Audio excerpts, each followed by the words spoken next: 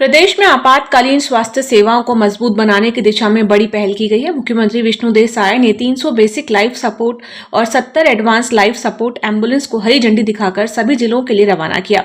इसके साथ ही 108 एम्बुलेंस सेवा प्रदेश भर में तत्काल प्रभाव से शुरू हो गई है, जिससे आपात स्थिति में लोगों को तेजी से बेहतर इलाज मिल सकेगा। इस पहल के तहत पहली बार प्रदेश में 5 न्यूनेटल एम्बुलेंस भी शुरू की गई है, जो नवजात शिशुओं की आपातकालीन देखभाल में अहम भूमिका निभाएंगी। मुख्यमंत्री ने कहा कि प्रदेश की स्वास्थ्य सेवाएं लगातार मजबूत हो रही हैं और पिछले 2 वर्षों में इस क्षेत्र में बड़ा बदलाव देखने को मिला है। उन्होंने बताया कि उप स्वास्थ्य केंद्र, प्राथमिक और सामुदायिक स्वास्थ्य केंद्रों के विस्तार से अब लोगों को छोटे इलाज के लिए दूर शहरों तक नहीं जाना पड़ रहा। छत्तीसगढ़ के लिए बहुत ही ऐतिहासिक दिन है।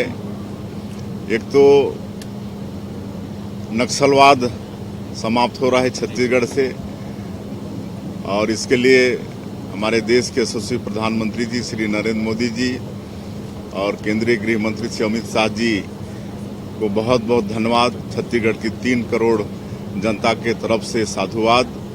ये नक्सलवाद छत्तीसगढ़ के विकास में एक बहुत बड़ा रोड़ा था, बाधक था, और माननीय गृह मंत्री जी ने संकल्प लिया था कि 31 मार्च 2026 तक इसको समाप्त करना है, और उनका संकल्प पूरा हुआ है। अब बस्तर क्षेत्र बहुत तेजी से विकास करेगा, जो 40 वर्षों तक विकास से अछूता था। और दूसरे महीने में इसलिए भी ऐतिहासिक है कि आज हम लोग 375 108 एम्बुलेंस हरी झंडी देकर प्रदेश के विभिन्न जिलों में, क्षेत्रों में भेजे हैं। एक शिकायत रहती थी कि जो सरकार की मंशा है कि शहरी क्षेत्रों में 15 मिनट में और ग्रामीण क्षेत्रों में 30 मिनट के अंदर, आधे घंटे के अंदर एम्बुलेंस सेवा उनको उपलब्ध हो, लेकिन कहीं ये हो नहीं पाता था।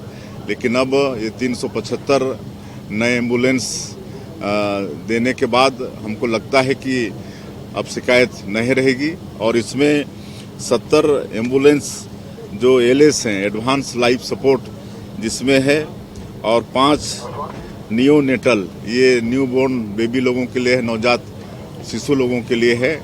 और तमिलनाडु प्रदेश के बाद ये छत्तीसगढ़ दूसरा प्रदेश है जहां पर नवजात शिशुओं के लिए इस तरह की व्यवस्था, वो पूरा आईसीयू है, तो ये मिल रहा है, तो एक बहुत बड़ी उपलब्धि है।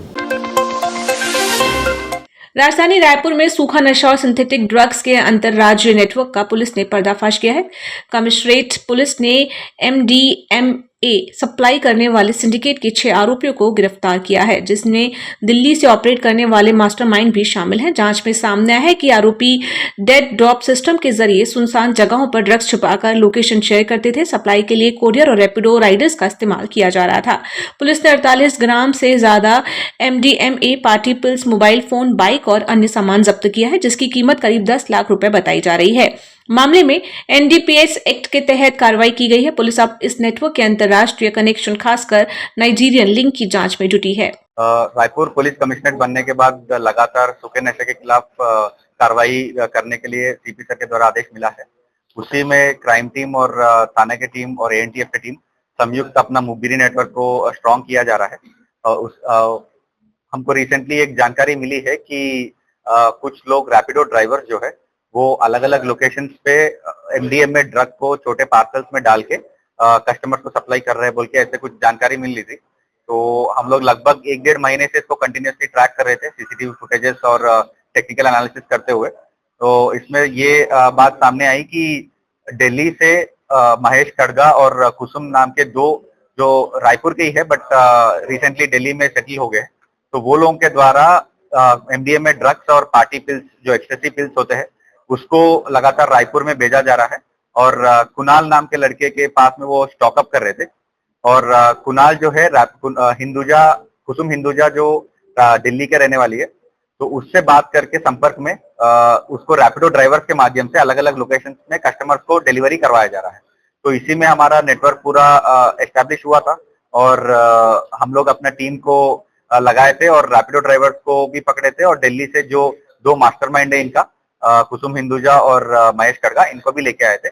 महेश खड़गा और कुसुम हिंदुजा का पहले भी कमारडी थाने में 2024 में ड्रग्स के मामले में भी ये लोग के ऊपर एफआईआर हुई है और सजा भी उनके ऊपर हुआ है और आज रिसेंटली वो कंडीशनल बेल पे बाहर है। तो आगे की कार्रवाई हम लोग इसके कंडीशनल बेल को निरस्त कराने का और कंटिन्यूस फ्रॉड टाइप का, इसको कंटिन्यूस ऑफेंस टाइप का दिखा के इसमें कुछ बड़ा कार्रवाई करने के लिए प्लान किया जा रहा है।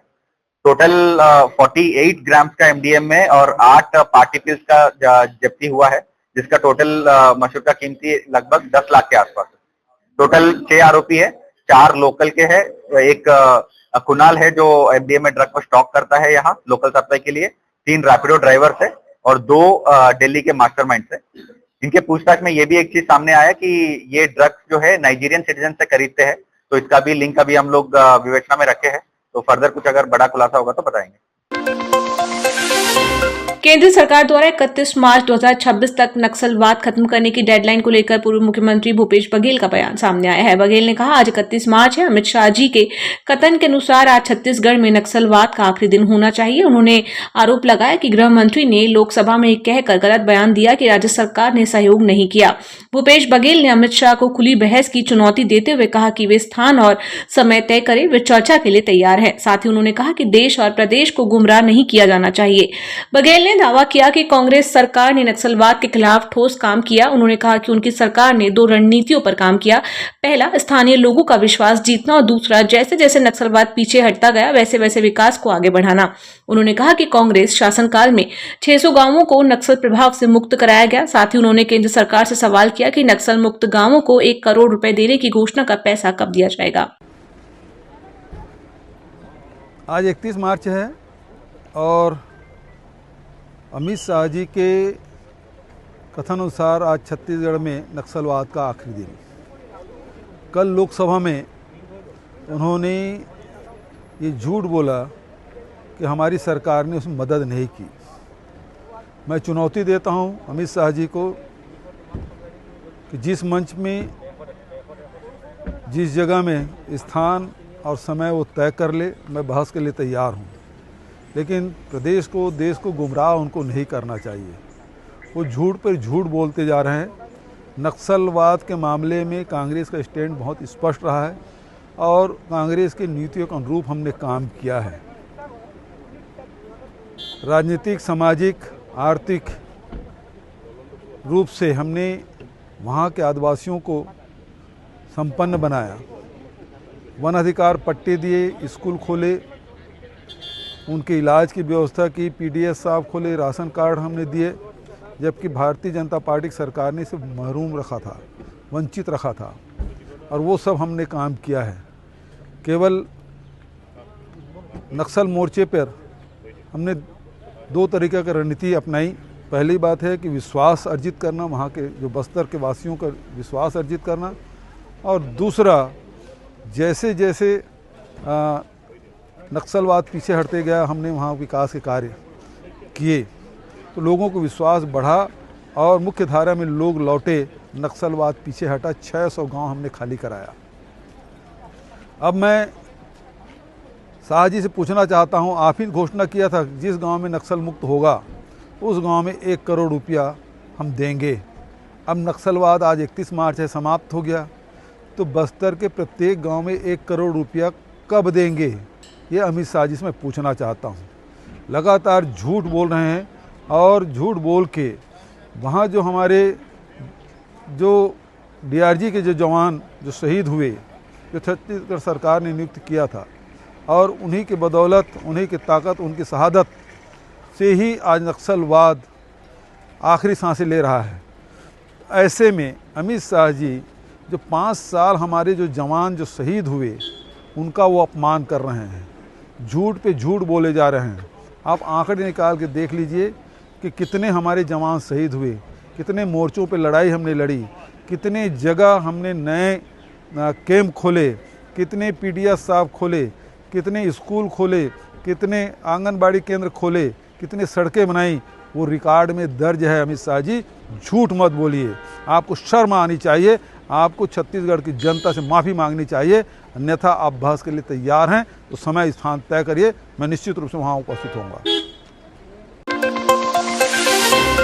बलौदा बाजार जिले के कसडोल से एक गंभीर मामला सामने आया है। यहां एक महिला ने स्वास्थ्य विभाग में पदस्थ एक वाहन चालक पर नौकरी दिलाने का झांसा देकर जबरन शारीरिक संबंध बनाने का आरोप लगाया। पीड़िता ने कसडोल थाने में शिकायत दर्ज कराई है। शिकायत के अनुसार स्वास्थ्य विभाग कसडोल में कार्यरत वाहन चालक सुरेंद्र टंडन ने उसे नौकरी दिलाने का भरोसा दिलाया था। महिला का आरोप है कि आरोपी ने 29 और 30 दिसंबर 2024 को आवेदन तैयार करने के बहाने उसे सरकारी अस्पताल के पास स्थित एक शासकीय आवास में बुलाया। इस दौरान आरोपी ने उसके पति को फोटोकॉपी कराने के बहाने बाहर भेज दिया और उसके साथ जबरन दुष्कर्म किया। पीड़िता ने यह भी आरोप लगाया कि आरोपी ने उसे धमकी दी कि यदि उसने किसी को जानकारी दी तो उसकी नौकरी नहीं लगने दी जाएगी, उसे नुकसान पहुंचाया जाएगा। साथ ही आरोपी द्वारा नौकरी के नाम पर 4,000 रुपए मांगने की बात भी सामने आई है। वहीं आरोपी सुरेंद्र टंडन ने अपने ऊपर लगे आरोपों को पूरी तरह बेबुनियाद बताते हुए कहा कि ये साजिश के तहत उन्हें फंसाने का प्रयास। उनका दावा है कि उनके पास पीड़िता की ऑडियो क्लिप है जो उनके पक्ष को साबित कर सकती है। इस मामले में जिले की पुलिस अधीक्षक भावना गुप्ता ने कहा कि शिकायत प्राप्त हुई है और मामले की जांच की जा रही है। जांच के आधार पर आगे की कार्रवाई की जाएगी। पीड़िता आज एसपी ऑफिस आई हैं, जिसमें नौकरी लगाने के नाम से और दुष्कर्म की शिकायत दी है। शिकायत का जो मूल ये है 2024 की घटना है, तो इसमें एडिशनल एसपी के नेतृत्व में जांच के लिए निर्देशित किया गया। हम लोग बच्चे के लिए आए थे हॉस्पिटल कसडोल के सरकारी वाले हॉस्पिटल में, तब जान पहचान हुई सुरेश टंडन के। ओखर बात का थे हम फोन नंबर दी से नौकरी लगवा दा के आया के नौकरी और गाड़ी चला थे सरकारी गाड़ी।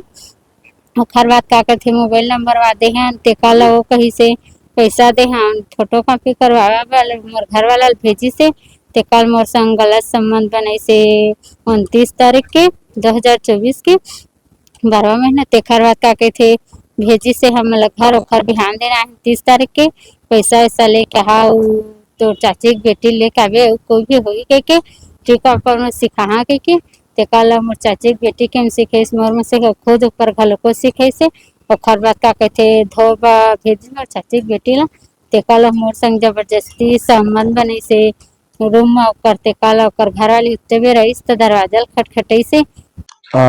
देखिए जो शिकायत मेरे ऊपर लगाए गए हैं जो भी आरोप सभी निराधार है।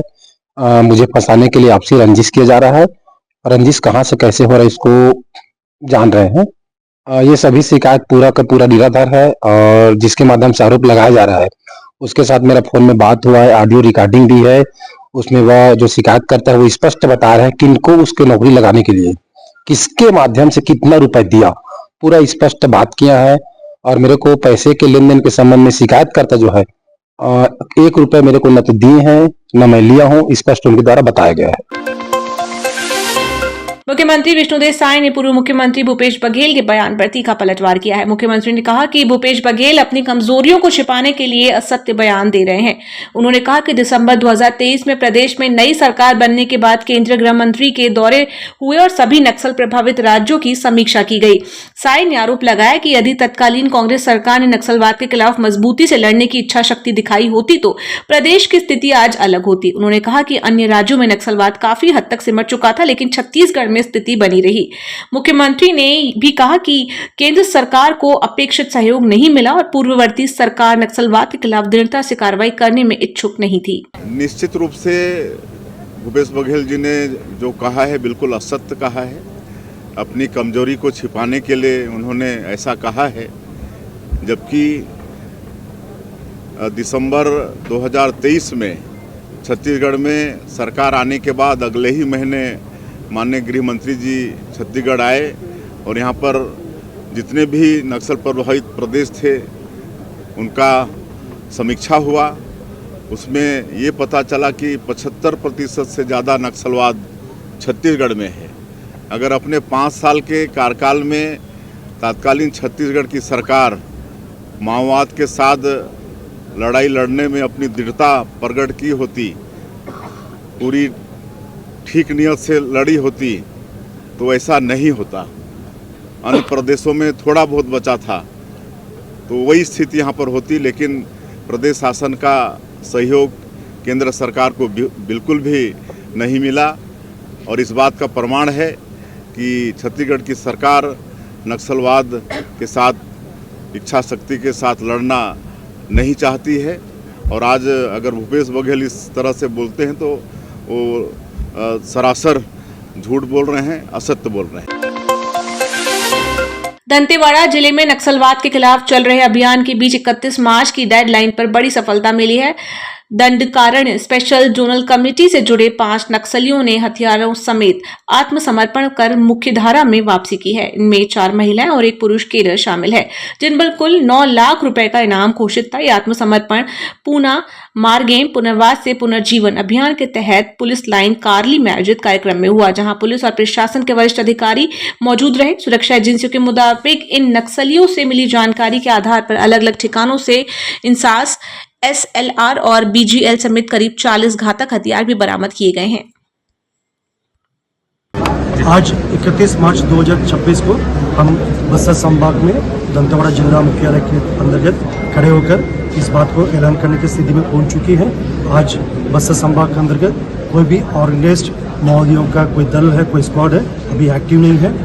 दिनांक 25 मार्च 2026 को बस्तर संभाग मुख्यालय जबलपुर में DKCC कैडर पापराव का आत्मसमर्पण प्रवास के पश्चात माओवादियों का लीडरशिप पूर्ण रूप से समाप्त हो चुकी है। विगत 5-6 दिन में कुछ गिने चुने अन्य जो माओवादी कैडर हैं अलग अलग जिला में, जिला कांकेर से लेकर बीजापुर, दंतेवाड़ा, सुकमा, नारायणपुर सभी इलाका में जो पुलिस के संपर्क में आए थे और उनको पुनर्वास के लिए आज एक फॉर्मल आयोजन अलग अलग जिला में किया जा रहा है। आज हम दंतेवाड़ा में खड़े होकर इस बात को ऐलान करने की स्थिति में आ चुकी है। आज बस्तर नक्सल गतिविधि से, नक्सल आतंक से लगभग मुक्त हो चुकी है और आने वाले समय में हम बस्तर क्षेत्र की सुरक्षा और विकास के लिए अन्य जो सभी स्टेक होल्डर्स के साथ मिलकर एक सकारात्मक कदम आगे बढ़ते जाएगा।